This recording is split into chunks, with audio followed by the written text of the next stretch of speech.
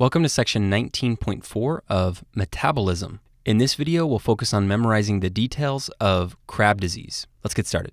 This is a scene of an eating contest. On the left side of the image, notice this man doing his best to eat as much crab as he can manage. All of the crab on the image should help you remember that this is Krabbe disease. Did you notice anything unique about the center plate? That's right, there's a lizard decoration. Just like in other lysosomal storage disease videos, the lizard here is to help you remember that Krabbe disease is a lysosomal storage disease. So lizard for lysosomal storage disease.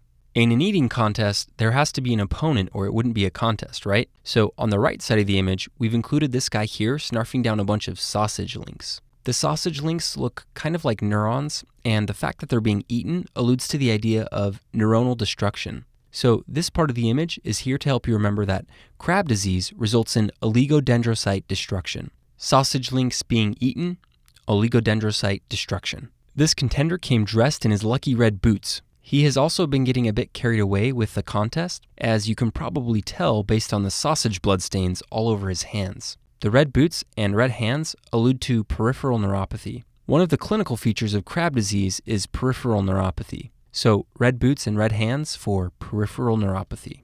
It's always a good idea to have some water with your meal, but in this contest, no water is allowed until after the meals are finished.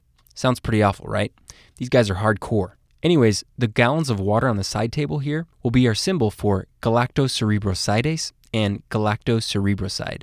Gallon sounds kind of like galacto, and the side table should help you remember sidase and side. So gallons on the side table for galactocerebrosidase and galactocerebroside. Because these sound so similar, we thought it would be best to just have one symbol for them.